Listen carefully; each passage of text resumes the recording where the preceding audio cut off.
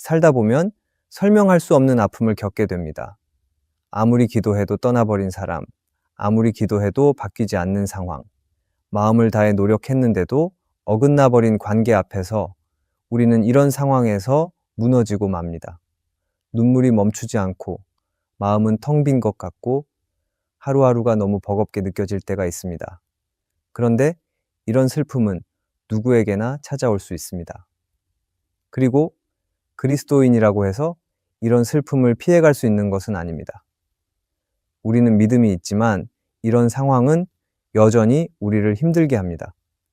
하나님을 믿었기에 더 실망하게 되고 기도했기에 더 허무함을 느끼기도 합니다. 그리고 때로는 이러한 질문을 하기도 합니다. 내가 이렇게 슬픈데도 믿음이 여전히 의미가 있을까? 이렇게 무너졌는데도 하나님은 여전히 나와 함께 계실까? 오늘은 감당할 수 없는 슬픔을 만났을 때 그리스도인은 어떻게 해야 하는지를 살펴보려 합니다. 우리의 아픔을 외면하지 않으시고 우리를 다시 일으켜 세우시는 하나님을 경험하는 시간이 되기를 바랍니다. 첫째, 슬픔을 하나님 앞에 솔직하게 드러내야 합니다. 감당할 수 없는 슬픔을 만났을 때 많은 사람들은 그 슬픔을 억누르거나 감추려고 합니다. 다른 사람에게 짐이 되고 싶지 않아서 혹은 믿음이 약한 사람처럼 보일까봐 슬픔을 애써 외면한 채 살아가려 할 때가 있습니다. 하지만 고통을 감추는 것은 결코 회복으로 이어지지 않습니다. 오히려 마음 깊은 곳에 남아있던 슬픔은 시간이 지날수록 무겁게 가라앉아 삶의 방향까지 흔들어 놓을 수 있습니다. 성경은 우리에게 슬픔을 감추라고 가르치지 않습니다. 오히려 하나님 앞에 진심으로 드러내는 것을 믿음의 태도라고 말합니다. 대표적인 인물이 바로 다윗입니다. 그는 시편 곳곳에서 자신의 슬픔과 괴로움을 숨기지 않고 하나님께 고백했습니다. 시편 6편에서는 그는 이렇게 말합니다. 밤마다 이불이 젖을 만큼 눈물을 흘리고 탄식이 자신을 지치게 만든다고 고백합니다. 그리고 그 눈물을 하나님께 아뢰며 도와달라고 부르짖습니다. 다윗은 왕이었지만 자신의 슬픔을 감추지 않았습니다. 하나님 앞에서만큼은 어린아이처럼 울 수 있었던 사람입니다. 예수님도 마찬가지입니다. 요한복음 11장에 나오는 나사로의 죽음 앞에서 예수님은 눈물을 흘리셨습니다. 예수님은 곧 나사로를 살리실 것을 알고 계셨습니다. 그럼에도 불구하고 마르다와 마리아의 슬픔을 함께 느끼셨고 그들의 고통 앞에서 슬퍼하셨습니다. 눈물을 흘리셨다는 이 말씀은 하나님의 마음이 우리의 아픔과 함께 하신다는 사실을 보여줍니다. 하나님은 우리가 슬퍼할 때 외면하시는 분이 아닙니다. 함께 아파하시고 함께 눈물 흘리시는 분이십니다. 그렇기에 우리도 하나님 앞에서는 마음을 숨기지 않아야 합니다. 슬픔은 감추어야 하는 부끄러운 감정이 아니라 하나님께 들고 나아가야 할 기도의 시작입니다. 때로는 말이 되지 않는 한숨, 흐느끼는 기도, 그저 흘러내리는 눈물도 하나님께는 충분한 고백이 됩니다. 시편 56편에서는 하나님께서 우리의 눈물을 병에 담아 기억하신다고 말합니다. 우리의 눈물 하나하나가 헛되지 않다는 뜻입니다. 중요한 것은 이 눈물을 누구 앞에서 흘리는가입니다. 우리의 눈물이 세상에서는 연약함의 표현일 수 있지만 하나님 앞에서 흘리는 눈물은 믿음의 고백이 됩니다. 그리고 하나님은 그 눈물을 외면하지 않으시고 때가 되면 반드시 위로와 회복으로 응답해 주십니다. 그래서 슬픔을 만났을 때 가장 먼저 해야 할 일은 그것을 하나님 앞에 솔직하게 드러내는 것입니다. 감정이 정리가 되지 않아도 괜찮습니다. 불안해도 괜찮고 마음속에 의심이 있어도 괜찮습니다. 중요한 것은 그런 상태로 하나님께 나아가는 것입니다. 하나님은 형식적인 믿음보다 상한 마음을 진심으로 내어놓는 사람을 기뻐하십니다. 감당할 수 없는 슬픔 앞에서 하나님은 그런 마음을 결코 외면하지 않으십니다. 내가 다시 하나님 앞에 울며 서기를 지금도 기다리고 계십니다. 그러므로 우리는 슬픔을 하나님 앞에 솔직하게 드러내야 합니다. 둘째, 사람과 세상의 위로가 아닌 하나님의 위로를 찾아야 합니다. 슬픔을 겪을 때 우리는 본능적으로 누군가의 위로를 기대합니다. 마음을 알아주고 함께 울어줄 사람, 아무 말 없이 곁에 있어줄 사람을 찾게 됩니다. 그리고 그런 사람이 있을 때 우리는 조금은 덜 외롭다고 느낍니다. 그러나 때로는 그 기대가 좌절로 돌아오기도 합니다. 누군가의 말이 오히려 상처가 되기도 하고 진심 없이 건넨 위로가 우리의 고통을 더 깊게 만들기도 합니다. 사람의 말은 때로 힘이 되지만 깊은 슬픔 앞에서는 그 한계가 분명하게 드러납니다. 가장 힘든 순간에 아무도 나를 이해하지 못하는 것 같고 아무 말도 위로가 되지 않는 때가 있습니다. 세상의 위로는 순간을 지나가게 도와줄 수는 있어도 마음 깊은 곳을 회복시키지는 못합니다. 그래서 우리는 진짜 위로를 사람에게서가 아니라 하나님께 받아야 합니다. 구약에서 욥은 모든 것을 잃어버렸습니다. 자녀도, 재산도, 건강도 잃었습니다. 심지어 아내조차도 하나님을 원망하고 저주하라고 말했습니다. 그 절망 속에서 친구들이 찾아와 위로한다며 말을 건넸지만 욥의 마음은 더욱 상처받았습니다. 친구들은 고통의 원인을 분석하고 욥의 잘못을 지적하며 하나님을 이론으로 설명했습니다.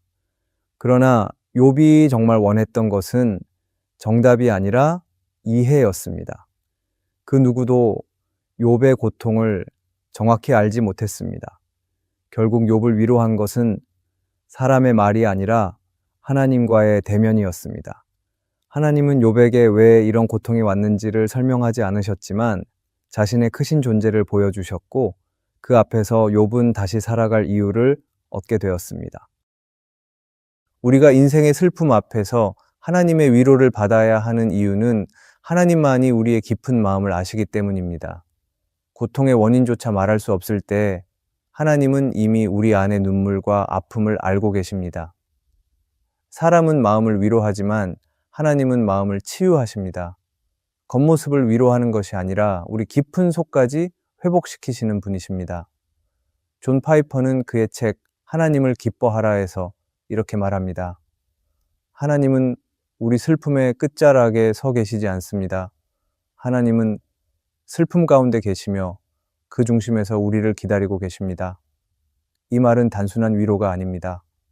우리가 슬픔을 뚫고 나아갈 수 있는 유일한 이유입니다. 하나님은 멀리 계시는 분이 아니라 지금 이 눈물의 중심에서 우리와 함께 계십니다. 하나님께 나아가는 자는 단지 이론적인 평안을 얻는 것이 아니라 살아있는 하나님의 품을 경험하게 됩니다. 예수님도 위로가 필요한 자들을 만나셨습니다. 눈물 흘리는 여인을 외면하지 않으셨고 상한 심령을 가진 자들의 마음을 만져주셨습니다. 세상이 보지 못한 그들의 고통을 예수님은 보셨고 멈추어 서서 말씀해 주셨습니다. 그 위로는 단순한 말이 아니라 마음을 새롭게 하는 하나님의 손길이었습니다. 그러므로 우리가 감당할 수 없는 슬픔을 만났을 때 사람의 위로에만 기대어서는 안 됩니다. 사람은 사랑할 수는 있지만 전부를 채워줄 수는 없습니다. 깊은 회복은 하나님께로부터 옵니다. 하나님만이 우리 마음 깊은 곳까지 아시는 분이십니다. 감당할 수 없는 슬픔을 만났을 때 하나님께 위로를 구하는 사람을 하나님은 결코 외면하지 않으십니다. 내가 하나님께 위로를 구하기를 지금도 기다리고 계십니다. 그러므로 우리는 사람과 세상의 위로가 아닌 하나님의 위로를 찾아야 합니다. 셋째, 슬픔 앞에서 믿음의 공동체 안에 머물러야 합니다. 슬픔은 사람을 혼자 있게 만듭니다. 아무도 내 마음을 모를 것 같고 무엇을 말해도 위로가 되지 않을 것 같아 점점 더 혼자 있으려는 마음이 커질 수 있습니다. 실제로 많은 사람들이 깊은 상실이나 아픔을 겪을 때 교회나 사람들과의 모임에서 멀어지고는 합니다. 혼자서 조용히 아픔을 이겨보려 하기도 하고 다른 이들 앞에서 약한 모습을 보이고 싶지 않아 거리두기를 선택하기도 합니다. 하지만 성경은 슬픔 속에 있는 사람일수록 공동체 안에 있어야 한다고 말합니다. 믿음의 공동체는 완벽한 사람들로 구성된 모임은 아니지만 함께 믿음으로 견뎌내도록 세워진 하나님의 선물입니다. 우리는 하나님께 직접 위로를 받아야 하지만 동시에 하나님은 그 위로를 사람을 통해 전달하시기도 합니다. 그래서 믿음의 공동체는 하나님께로 가는 위로의 통로가 될 수 있습니다. 물론 믿음의 공동체도 결국은 사람입니다. 믿음의 공동체이지만 그들은 실망스러운 말을 할 수도 있고 위로한다고 했던 말이 오히려 상처가 되기도 합니다. 하지만 그렇다고 해서 그 공동체의 필요가 사라지는 것은 아닙니다. 때로는 어색한 침묵 속에서도 함께 있어주는 그 자체가 위로가 될 수 있습니다. 어떤 성도의 기도가, 어떤 성도의 작은 배려가 하나님이 보내신 손길이 되기도 합니다. 우리가 하나님께 직접 느끼지 못한 위로를 믿음의 공동체가 대신 전해주는 순간이 있기 때문입니다. 초대교회는 큰 핍박과 아픔 속에서도 함께 모이기를 힘썼습니다. 사도행전 2장은 초대교회가 함께 떡을 떼고 기도하며 서로의 필요를 채우며 지냈다고 말합니다. 그들 역시 삶의 고단함과 두려움, 상실을 겪었지만 함께함으로 버틸 수 있었고 하나님은 그 공동체 가운데 기쁨과 평안을 부어주셨습니다. 우리는 때로 슬픔이 클수록 혼자 있으려 하지만 혼자 있을수록 슬픔은 더 깊어집니다. 그래서 우리에게 하나님은 교회를 주셨고 함께 믿음을 지켜가는 이들을 곁에 두셨습니다. 물론 교회는 완벽하지 않을 수 있지만 괜찮습니다. 부족해도 그 안에 하나님의 위로가 흐를 수 있습니다.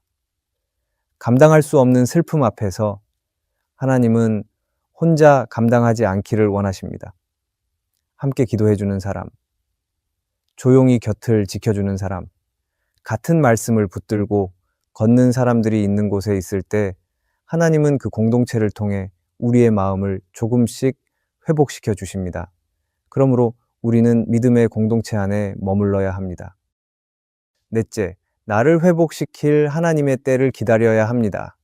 깊은 슬픔을 겪을 때 우리는 종종 이렇게 생각합니다. 언제쯤 이 고통이 끝날까? 너무 아프고 힘드니 하루라도 빨리 이 상황에서 벗어나고 싶다는 마음이 듭니다. 그래서 하나님께 간절히 기도합니다. 지금 이 고통을 멈춰달라고, 당장 회복시켜달라고. 그런데 아무 변화도 느껴지지 않을 때 우리는 점점 지치고 낙심하게 됩니다. 그럴 때 우리는 오해하게 됩니다. 하나님이 내 기도를 듣지 않으시는 건 아닐까? 하나님이 나를 외면하신 건 아닐까? 하지만 성경은 우리에게 이렇게 말합니다. 회복은 하나님의 시간 안에서 이루어지며 그 기다림도 하나님께서 허락하신 중요한 과정이라는 것을 잊지 말라고 말입니다. 예레미야애가 3장은 무너진 예루살렘을 바라보며 슬퍼하는 예레미야의 탄식으로 가득합니다. 그는 희망이 끊어진 것 같다고 고백할 만큼 절망 속에 있었습니다. 하지만 그 애가 속에서 이런 말도 함께 나옵니다. 여호와께서 그의 뜻대로 사람에게 고난을 주시며 근심하게 하시나 그가 인생으로 영원히 버리지 않으신다. 그리고 기다리는 자들에게, 구하는 영혼들에게 여호와는 선하시다는 고백이 이어집니다. 이 말씀은 회복은 반드시 오지만 그것이 지금 당장이 아닐 수 있다는 사실을 인정하는 믿음에서 나온 고백입니다. 우리는 회복을 빨리 원하지만 하나님은 완전한 회복을 준비하십니다. 그 회복은 아픔의 흔적까지도 만져내는 깊은 손길로 이루어집니다. 겉으로 괜찮아지는 것이 아니라 마음 안 깊이 새 힘을 얻는 회복입니다.